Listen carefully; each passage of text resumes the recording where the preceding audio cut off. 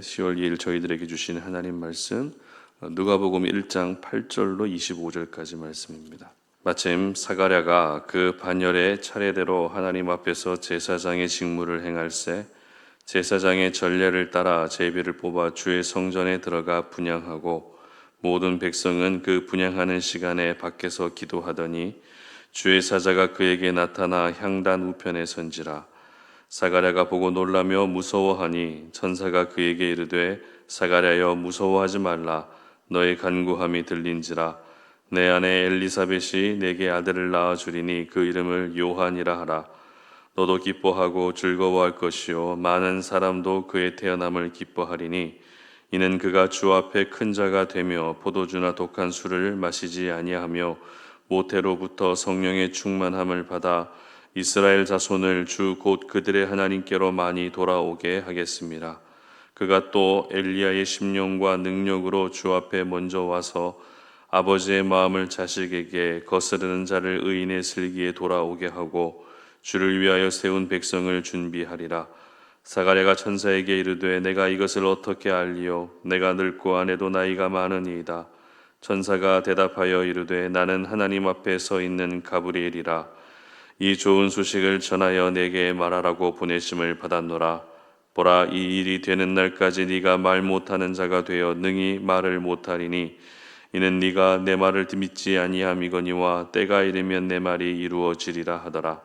백성들이 사가랴를 기다리며 그가 성전 안에서 지체함을 이상히 여기더라. 그가 나와서 그들에게 말을 못하니 백성들이 그가 성전 안에서 환상을 본 줄 알았더라. 그가 몸짓으로 뜻을 표시하며 그냥 말 못하는 대로 있더니 그 직무의 날이 다 되매 집으로 돌아가니라. 이후에 그의 아내 엘리사벳이 잉태하고 5달 동안 숨어 있으며 이르되 주께서 나를 돌보시는 날에 사람들 앞에서 내 부끄러움을 없게 하시려고 이렇게 행하심이라 하더라. 아멘. 하나님은 기도를 통해 기적을 행하신다라는 제목으로 오늘 아침 말씀 전합니다. 우리가 가능성이 매우 희박한 상황에서 주로 하는 말이 있습니다. 가능성이 매우 희박할 때 우리는 기적이 일어나도록 기도하자, 이런 이야기를 가끔 합니다. 그런데 이 말은 종교의 여부를 떠나서 또 신앙의 여부를 떠나서 꼭 이루어지기를 바라는 마음이 있을 때 누구나 하는 말인 것 같습니다. 특별히 기적이 일어나도록 기도하자라는 이 짧은 문구에는 모든 사람들이 은연중에 인정하는 부분이 있습니다.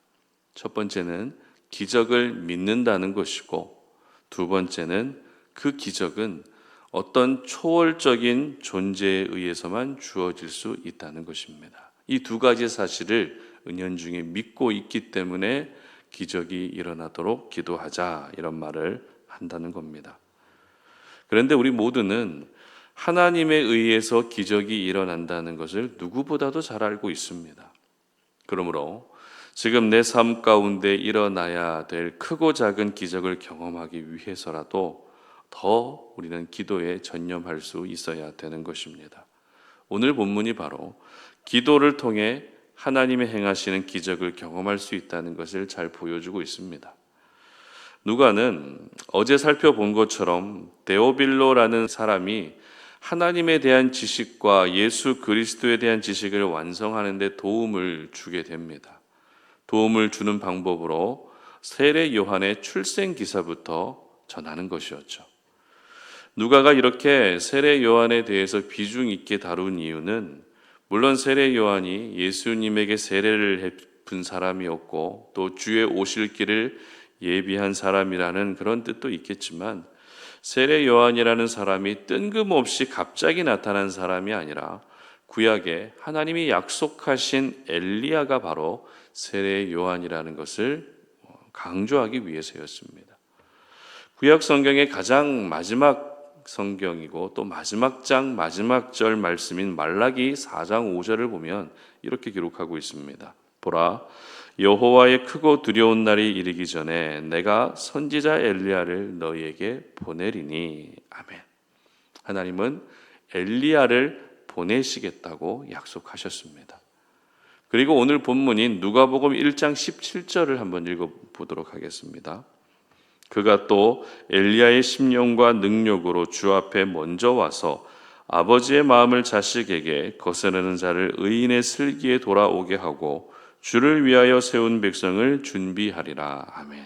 이 말씀은 세례 요한이 태어나게 될 것인데, 세례 요한은 엘리야의 심령과 엘리야의 능력으로 사명을 감당하게 된다는 것입니다. 이렇게 엘리야와 세례 요한이 깊은 관련이 있다는 것을 보여주고 있죠. 그리고 세례 요한의 특징 중에 어떤 특징이 있는가 하면, 이 낙타털 옷을 입고 가죽띠를 띠고 메뚜기와 석청을 먹었다고 성경은 기록합니다. 그런데 구약시대 엘리야 선지자의 특징도 역시 털이 많고 허리에 가죽띠를 띠었다는 기록이 있기 때문에 말라기에 약속된 엘리야가 바로 세례 요한이라고 봤던 것입니다. 그런데 세례 요한의 출생 과정을 보게 되면 부모인 사가랴와 엘리사벳 사이에서 태어났지만, 엘리사벳이 어떤 여인이었습니까? 임신을 하지 못하는 여인이었다는 것입니다. 더군다나 두 사람의 나이가 많았다고 기록되어 있는 것을 보면 사실 이 가정은 자녀에 대한 마음을 완전히 내려놓을 수밖에 없는 상황이었다는 것을 알게 됩니다. 그러나 세례 요한의 출생 과정 가운데 하나님이 개입하신 것이죠. 그리고 생물학적으로 절대 출산할 수 없는 가운데서도 기적처럼 세례 요한이 태어나게 되었던 것입니다.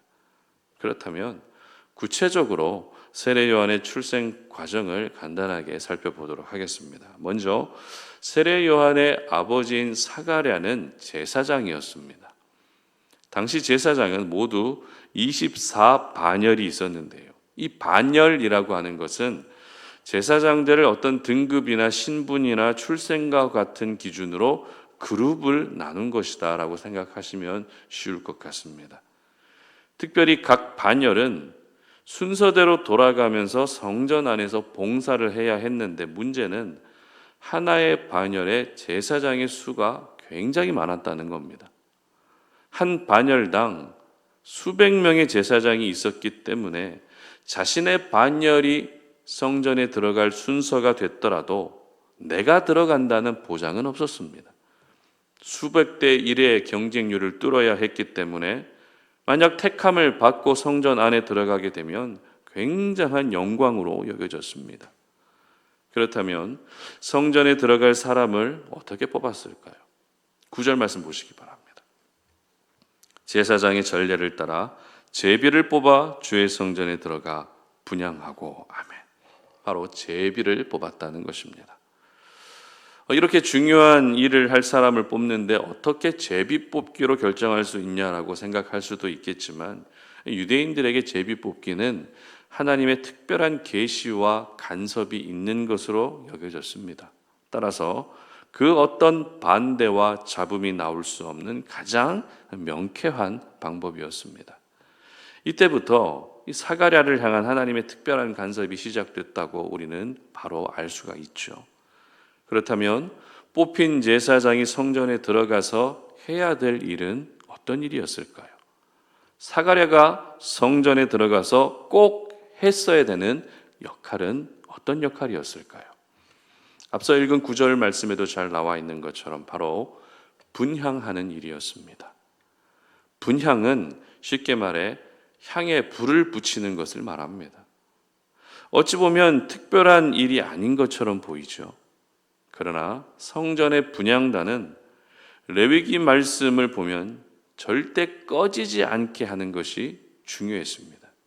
그래서 상시 제사장이 대기해서 혹시 모를 바람이 불어서 꺼지거나 어떤 예기치 못한 상황으로 인해서 그 분향단의 불이 꺼지지 않게 하는 것이 가장 중요했다는 것입니다.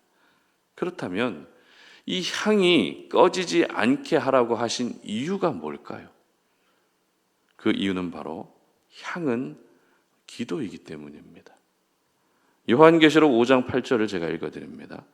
그 두루마리를 취하심에 내 생물과 24장로들이 그 어린 양 앞에 엎드려 각각 검은 고와 향이 가득한 금 대접을 가졌으니 이 향은 성도의 기도들이라. 아멘.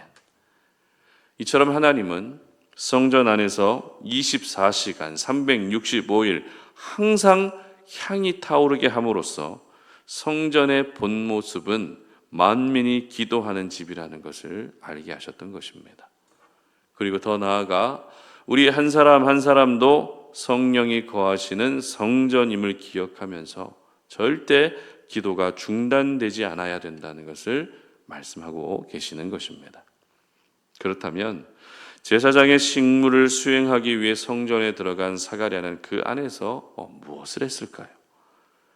기능적으로는 향에 불을 붙였겠지만 또 기능적으로는 그 불이 꺼지지 않게 계속해서 주변을 살폈겠지만 영적으로는 기도하고 있었다는 것을 알 수 있습니다. 그런데 사가랴만 기도하고 있었던 것이 아니죠. 10절 말씀 보시기 바랍니다. 모든 백성은 그 분향하는 시간에 밖에서 기도하더니. 아멘. 다른 사람들도 역시 사가랴가 분향하고 사가랴가 기도하는 그 시간에 똑같이 기도하고 있었다는 것입니다. 그래서 사가랴가 분향하고 기도하고 있을 때 어떤 일이 일어나는가 하면 가브리엘 천사가 나타납니다. 그리고 무슨 말을 합니까? 13절 보시기 바랍니다. 천사가 그에게 이르되 사가랴여 무서워하지 말라. 너의 간구함이 들린지라. 내 아내 엘리사벳이 내게 아들을 낳아 주리니 그 이름을 요한이라 하라. 아멘. 너의 간구함이 들린지라. 무슨 말입니까? 기도를 하나님이 들으셨다는 것입니다. 그리고 그 기도의 응답으로 세례 요한이 태어날 수 있게 됐다는 것입니다. 앞서 말씀드린 것처럼 사가랴와 엘리사벳은 아이를 낳을 수 없는 상태입니다. 그러나 하나님이 사가랴의 가정 가운데 기적을 행하신 것입니다. 어떠십니까? 누가는 단순히 세례 요한이라는 사람이 사가랴와 엘리사벳 사이에서 태어났다 이렇게 간단 명료하게 기록하지 않습니다. 엘리사벳이 임신할 수 없는 여인이라는 것부터 시작해서 마침 사가랴가 속한 반열에서 제사장 직무를 담당해야 했던 것, 그리고 많고 많은 제사장들 중에서 제비 뽑기로 사가랴가 성전에 들어갈 수 있게 됐던 것, 그리고 제사장의 직무 중에서도 기도를 뜻하는 분향하는 일을 했던 것, 그리고 분향하는 그 시간에 모든 백성들도 역시 기도했다는 것, 그리고 천사 가브리엘이 너의 간구함이 들린지라 라고 말했던 것까지 이 모든 과정들을 종합해 보게 되면 하나님은 기도를 통해 기적을 행하신다는 결론이 나오게 되는 것입니다. 그렇습니다. 기도는 기적을 경험하게 하는 통로입니다. 기도가 없는 기적은 일어날 수가 없습니다. 왜냐하면 기도를 받으시는 분이 하나님이시고 기적을 행하시는 분도 하나님이시기 때문에 하나님은 언제나 기도를 통해 기적을 나타내 보이시는 것입니다. 그래서 우리는 오늘도 기도를 멈출 수가 없는 것이죠. 피곤하고 바쁘고 요즘 들어서 기도 줄이 잘 잡히지 않아도 기도를 중단할 수가 없습니다. 성전에 분향단이 꺼지지 않아야 하는 것처럼 내 삶 속에도 기도의 불이 절대 꺼지지 않게 해야 된다는 것입니다. 기도의 불이 꺼지지 않는다면 기적은 일어납니다. 내 인생의 분향단이 꺼지지 않는다면 하나님이 행하시는 크고 작은 기적을 반드시 경험하게 되는 것입니다. 바라기는 기도를 통해서 하나님의 기적이 저와 여러분의 삶 가운데 나타날 수 있기를 주님의 이름으로 축복합니다. 함께 기도하겠습니다. 살아계신 하나님, 오늘도 우리가 주님의 거룩한 말씀을 묵상합니다. 이 말씀을 통해서 내 삶 가운데 많은 기적이 일어나야 되는데 그 기적은 오로지 기도를 통해서만 일어날 수 있다는 것을 믿습니다. 하나님, 그렇기 때문에 우리가 오늘도 기도를 멈출 수가 없고, 그렇기 때문에 내 인생의 분향단이 꺼지지 않게 해야 됩니다. 하나님, 오늘 우리가 올려드리는 그 향을 받아주시기를 원합니다. 우리가 올려드린 이 기도를 받으셔서 하나님, 우리가 간절하게 소망하고 바라고 있는 크고 작은 기적들이 나타나게 하여 주시되, 특별히 우리 가정 안에, 그리고 우리 일터 안에, 우리 교회 안에 하나님의 기적이 나타날 수 있도록 도와주시옵소서. 감사드리며 예수님의 이름으로 기도드립니다. 아멘.